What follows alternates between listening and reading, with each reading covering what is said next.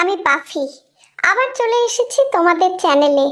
আজ আমি তোমাদের বাংলা বইয়ের ১৬ অধ্যায়ের শিবরাম চক্রবর্তীর লেখা রম্য রচনা এক ভুতুড়ে কাণ্ডর ৬ এবং ৭ দাগের প্রশ্নের উত্তরগুলো এস ম্যামের কাছে থেকে জেনে নেব।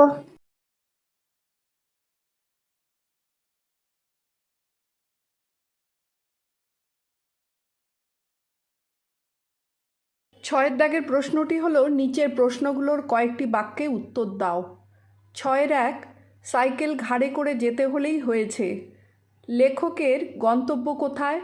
সাইকেল ঘাড়ে করে যাওয়ার প্রসঙ্গ এসেছে কেন? উত্তর হবে, লেখকের গন্তব্য রাঁচি।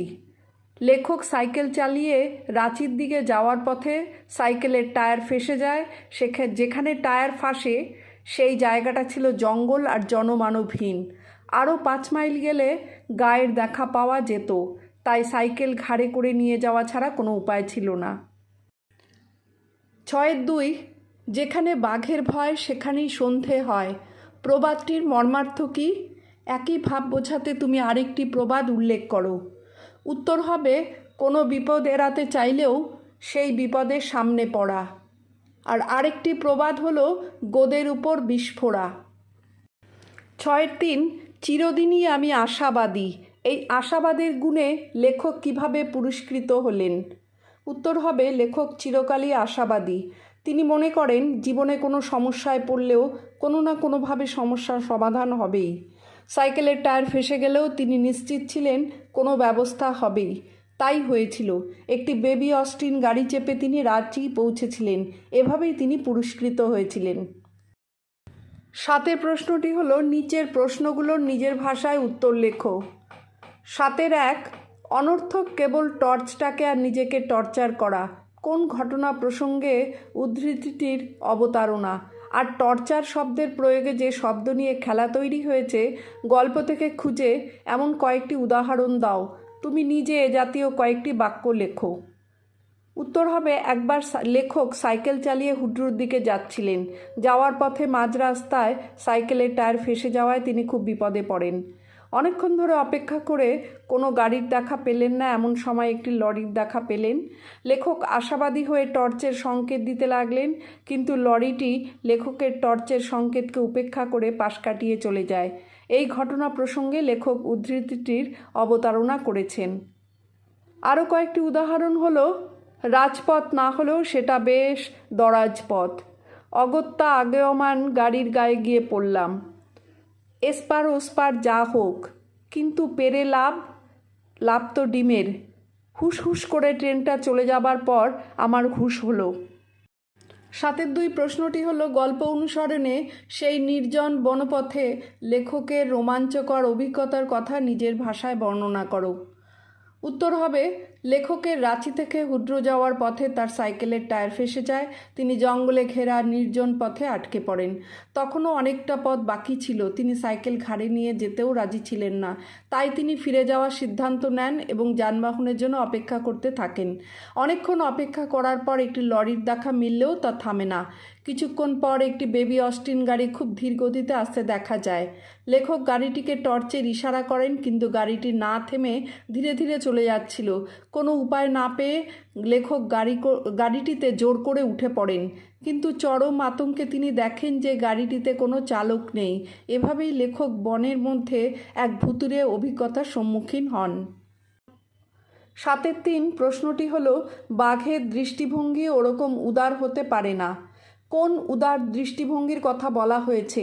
লেখকের কাছে সেই দৃষ্টিভঙ্গি কতটা উদারতা নিয়ে এসেছিল তা বুঝিয়ে দাও। উত্তর হবে, এখানে বেবি অস্টিন গাড়িটির উদার দৃষ্টিভঙ্গির কথা বলা হয়েছে। হুড্রু যাওয়ার পথে সাইকেলের টায়ার ফেঁসে যাওয়ার জন্য লেখক অন্য গাড়ির অপেক্ষায় অনেকক্ষণ ধরে অপেক্ষা করছিলেন। তিনি জানতেন কিছুদিন আগে ওই জঙ্গলে বাঘের দেখা পাওয়া গেছিল, তাই তিনি দূর থেকে আলো দেখা গেলে বাঘের চোখ বলে ভেবেছিলেন। কিন্তু বাঘের চোখ অতটা নির্লিপ্ত হতে পারে না বলে মন্তব্যটি করেন। অবশেষে লেখকের দেখা দুটো হলদে চোখের বাঘের বদলে একটি বেবি অস্টিন গাড়ি ধীর গতিতে ওই রাস্তার ওপর দিয়ে এলো। লেখক ওই গাড়িতে উঠে পড়েন এবং রাঁচিতে ফিরে আসেন। ৭-৪ প্রশ্নটি হলো, এই হয়তো সশরীরে রাঁচি ফেরার শেষ সুযোগ। কোন সুযোগের কথা বলা হয়েছে? লেখক কিভাবে সেই সুযোগকে কাজে লাগালেন। সাইকেলের টায়ার ফেঁসে যাওয়ায় লেখক রাঁচি ফেরার জন্য কোনো যানবাহনের আশায় রাস্তায় অপেক্ষা করছিলেন, কিন্তু কোনো যানবাহন পেলেন না। একটা লরির দেখা পেলেও সেটি থামে না।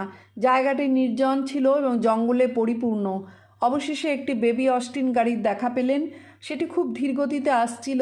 ওই ধীরগতি সম্পন্ন বেবি অস্টিন গাড়িতে চেপে রাঁচি পৌঁছানোর সুযোগের কথা বলা হয়েছে। লেখক তার টর্চ আলো ঘুরিয়ে চেঁচিয়ে ডেকেও গাড়িটিকে যখন থামাতে পারলেন না, এদিকে ধীরগতিতে চলা বেবি অস্টিনটি চলে গেলে লেখকের ফেরা কঠিন হবে।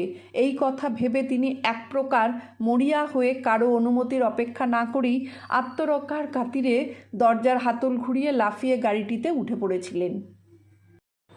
7-5 প্রশ্নটি হলো, আমি হাঁ করে তাকিয়ে থাকলাম। লেখক কেন তার কথা অসমাপ্ত রেখে হাঁ করে তাকিয়ে রইলেন?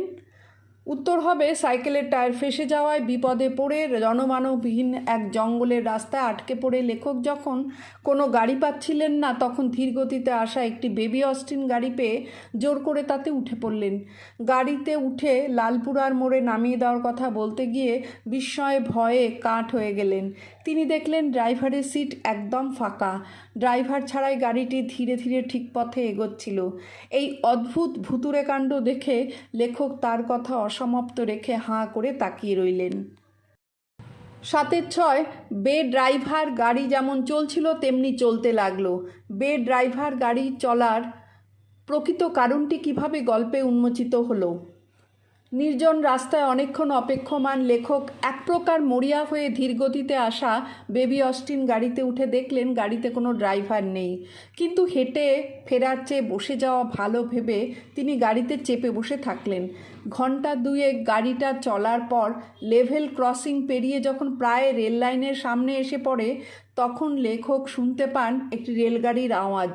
দুর্ঘটনা ঘটার আশঙ্কায় লেখক গাড়ি থেকে নেমে পড়লেন।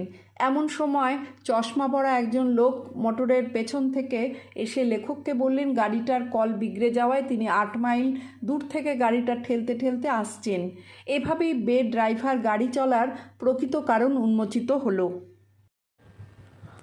7-7 এবারও আমার আলস্য জয়ী হলো শেষটায়। গল্প অনুসরণে লেখকের উৎকণ্ঠা, আলস্য ও কর্মতৎপরতার দৃষ্টান্ত দাও। সাইকেলের টায়ার ফেঁসে যাওয়ায় লেখক অনেকক্ষণ ধরে রাস্তায় দাঁড়িয়ে থেকেও একটাও গাড়ি না পেয়ে ধীরগতিতে আসা একটি বেবি অস্টিনে জোর করে চলন্ত গাড়িতে উঠে পড়েন। উঠে তিনি দেখেন যে ড্রাইভারের সিটে কেউ বসে নেই, অথচ গাড়িটি চলছে। কিছুক্ষণের জন্য তিনি ভয়ে হতভম্ব হয়ে গেলেও বাকি রাস্তায় হেঁটে যাওয়ার চাইতে বসে যাওয়াটাই শ্রেয় মনে করলেন। ঘন্টা 2 আসার পর একটা লেভেল ক্রসিংয়ে এসে গাড়িটি থামে। রেলগাড়ি আসার আওয়াজ পেয়েও গাড়িটি না থামার লক্ষণ দেখে তিনি তৎপরতার সঙ্গে নেমে যান।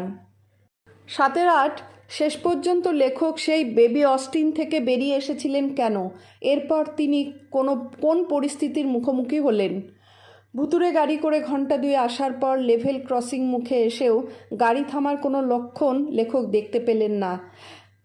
গাড়ির ইঞ্জিনের শব্দ শুনে নিজের প্রাণ বাঁচাতে তিনি বেবি অস্টিন গাড়ি থেকে নেমে পড়েছিলেন। সেই সময় গাড়ির পিছন থেকে চশমা পরা এক ভদ্রলোক বেরিয়ে এলেন।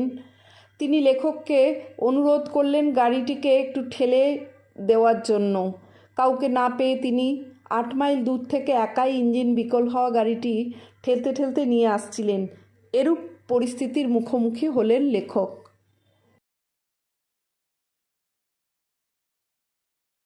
আজ তাহলে এখানেই শেষ করছি। টাটা।